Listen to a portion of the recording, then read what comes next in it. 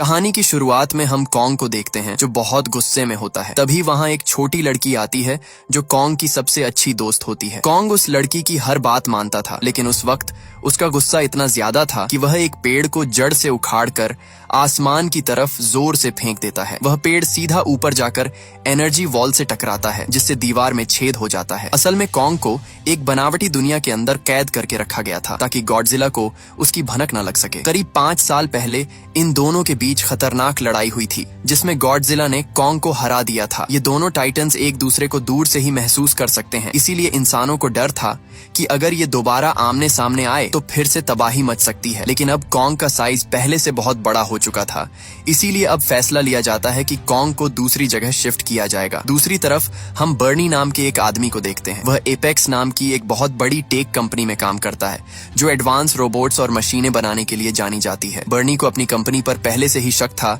कि वे दुनिया से कुछ छिपा रहे हैं और कुछ खतरनाक बना रहे हैं। सच का पता लगाने के लिए वह कंपनी का सीक्रेट डेटा चुराने की कोशिश करता है, जहां उसे पता चलता है कि कंपनी किसी बहुत बड़े और गुप्त प्रोजेक्ट को हांगकांग भेजने की तैयारी कर रही है। तभी अचानक वहां खतरे का सायरन बजने लगता है। ये इशारा था कि गॉडजिला पास आ चुका है। देखते ही देखते गॉडजिला समंदर की लहरों को चीरते हुए बाहर निकलता है और सामने आने वाली हर चीज को तहस नहस करना शुरू कर देता है। वहां मौजूद लोग दंग रह जाते हैं, क्योंकि गॉडजिला तो हमेशा इंसानों का रक्षक रहा है, तो फिर आज वह सबको मार क्यों रहा है। गॉडजिला अपनी न्यूक्लियर पावर का इस्तेमाल करके पूरी एपेक्स कंपनी को जलाकर राख कर देता है। ये खबर पूरी दुनिया में आग की तरह फैल गई कि गॉडजिला वापस आ गया है, लेकिन इस बार वह एक रक्षक नहीं बल्कि एक विलेन की तरह बर्ताव कर रहा है। एपेक्स कंपनी का मालिक टीवी पर आकर कहता है कि गॉडजिला अब बेकाबू हो चुका है और वे जल्द ही एक ऐसी मशीन तैयार कर लेंगे जो उसे रोक सकेगी। इस न्यूज को मेडिसन नाम की लड़की भी देख रही होती है, जिसे पूरा यकीन था कि गॉडजिला बिना किसी वजह के हमला नहीं कर सकता। इसके पीछे पक्का एपेक्स कंपनी की ही कोई साजिश है। अपनी बात साबित करने के लिए मेडिसन अपने पिता के पास जाती है और उन्हें समझाने की कोशिश करती है कि गॉडजिला को पक्का उकसाया गया है, लेकिन उसके पिता उसकी बात नहीं मानते। वे कहते हैं कि ये टाइटन्स भी इंसानों की तरह ही होते हैं, जिनका मूड कभी भी बदल सकता है और अब गॉडजिला रक्षक नहीं बल्कि विलन बन चुका है। पिता की बातों से निराश होकर मेडिसन वहां से निकल जाती है और उस हैकर बर्नी की ऑनलाइन ऑडियो सुनने लगती है। वह हैकर गॉडजिला और एपेक्स कंपनी के बारे में कुछ अजीब और चौंकाने वाले राज बता रहा था। मेडिसन उसी वक्त फैसला कर लेती है कि वह उस हैकर को ढूंढ कर रहेगी, ताकि पता चल सके कि गॉडजिला ने आखिर उस कंपनी को ही निशाना क्यों बनाया। दूसरी तरफ एपेक्स कंपनी का मालिक वॉल्टर मशहूर साइंटिस्ट नेथन से मिलने पहुंचता है। वॉल्टर उन्हें बताता है कि उनका हॉलो अर्थ वाला आइडिया बिल्कुल सच था। नेथन ने पहले एक किताब लिखी थी जिसमें उन्होंने दावा किया था कि हमारी जमीन के नीचे एक और छिपी हुई दुनिया है, जहां से इन टाइटन्स को अपनी असली ताकत मिलती है। वॉल्टर उन्हें लालच देता है कि अगर वे वहां पहुंच गए तो उन्हें एक ऐसी पावर मिलेगी जिससे वे गॉडजिला को हमेशा के लिए रोक सकेंगे। इसी दौरान वॉल्टर नेथन को अपने खास आदमी से मिलवाता है जो इस खतरनाक मिशन में उनके साथ जाने वाला था। उसके बाद वॉल्टर नेथन को बताता है कि उनकी टीम ने हॉलो अर्थ के अंदर ऊर्जा का एक ऐसा खजाना ढूंढ निकाला है जो पूरी दुनिया को बदल सकता है। नेथन ये सब सुनकर हैरान था, लेकिन उसे एक बात का डर था कि कुछ साल पहले उसके भाई ने भी वहां जाने की कोशिश की थी, लेकिन वहां की अजीबोगरीब ग्रेविटी की वजह से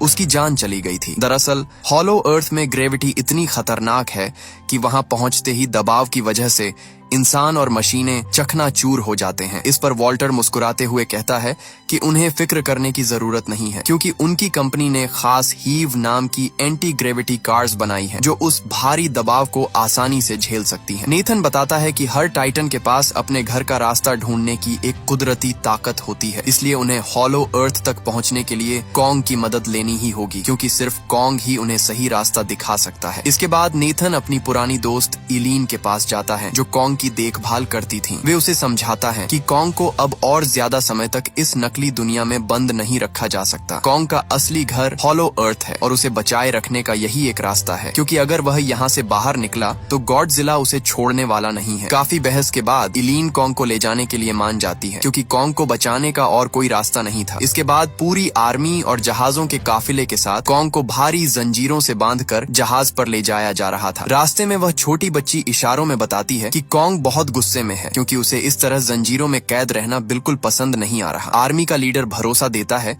कि वे गॉडजिला की नजरों से बचकर निकल जाएंगे। डॉक्टर भी जानती थी कि गॉडजिला और कॉन्ग की दुश्मनी सदियों पुरानी है। ये दोनों ही खुद को इस दुनिया का असली राजा समझते हैं और अगर ये टकराए तो समंदर के बीच ऐसी तबाही मचेगी जिसे कोई रोक नहीं पाएगा। दूसरी तरफ मेडिसन अपने दोस्त के साथ उस हैकर बर्नी के पास पहुंच जाती है। बर्नी उन्हें बताता है कि उसे शक था कि एपेक्स कंपनी छुपके से कोई ऐसी चीज बना रही है जो गॉडजिला को चुनौती दे रही है और शायद गॉडजिला को इसी बात का पता चल गया है, इसीलिए उसने कंपनी पर हमला किया होगा। दूसरी तरफ समंदर में जहाजों पर अचानक सायरन बजने लगता है। वह छोटी बच्ची घबराकर इशारा करती है कि गॉडजिला आ रहा है। गॉडजिला की मौजूदगी महसूस करते ही सब समझ जाते हैं कि अब जंग को टाला नहीं जा सकता। गॉडजिला समंदर की गहराई से बाहर आता है और रास्ते में आने वाली शिप को खिलौने की तरह चीरते हुए सीधा कॉन्ग की तरफ बढ़ता है। कॉन्ग अभी भी भारी जंजीरों में जकड़ा हुआ था, इसलिए आर्मी उसे बचाने के लिए गॉडजिला पर रॉकेट और मिसाइलों से हमला कर देती है। लेकिन गॉडजिला पर इनका जरा भी असर नहीं होता। वह हवा में उड़ रहे प्लेन्स को तबाह कर देता है। गॉडजिला गुस्से में आर्मी के जहाजों को नष्ट करने लगता है। उसके बाद सीधा कॉन्ग के जहाज को टक्कर मारता है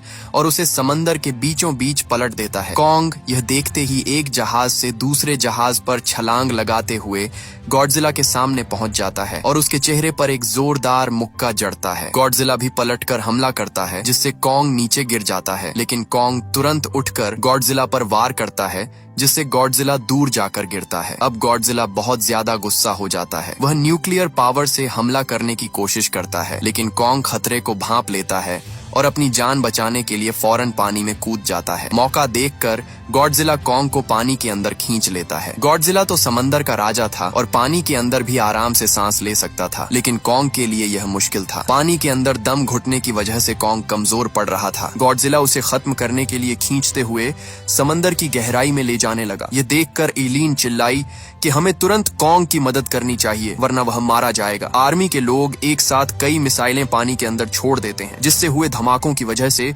गॉडजिला की पकड़ ढीली हो जाती है और कॉन्ग पानी से बाहर आ जाता है। तभी नेथन समझदारी दिखाते हुए ऑर्डर देता है कि जहाजों के सारे इंजन और मशीनें तुरंत बंद कर दी जाएं। वे चाहते थे कि गॉडजिला को यह लगे कि उसकी जीत हो चुकी है और अब कोई जिंदा नहीं बचा। जैसे ही सब कुछ शट डाउन होता है, गॉडजिला एक बार गुस्से में कॉन्ग की तरफ देखता है और उसे मरा हुआ समझकर वहां से चला जाता है। आइलीन को डर था कि अगर जहाज दोबारा शुरू किए तो गॉडजिला फिर लौट आएगा। इस पर नेथन कहता है कि अब हम समंदर के रास्ते नहीं बल्कि कॉन्ग को हवा के रास्ते हेलीकॉप्टर्स की मदद से ले जाएंगे। दूसरी तरफ मेडिसन अपने दोस्तों के साथ चुपके से एपेक्स कंपनी के हेडक्वार्टर में घुस जाती है। वहां उन्हें स्कल क्रॉलर्स के बहुत सारे बड़े बड़े अंडे मिलते हैं जिन्हें कंपनी ने किसी गुप्त काम के लिए रखा था। अभी वे उन अंडों को देख ही रहे थे कि अचानक उस जगह का दरवाजा लॉक हो जाता है। असल में वे एक हाई स्पीड ट्रांसपोर्ट पॉड में फंस गए थे जो उन्हें उन अंडों के साथ बड़ी तेजी से जमीन के नीचे बने रास्तों से हांगकांग की तरफ ले जाने लगती है। दूसरी तरफ आर्मी हेलीकॉप्टर्स की मदद से कॉन्ग को एंटार्क्टिका के उस रास्ते तक पहुंचा देती है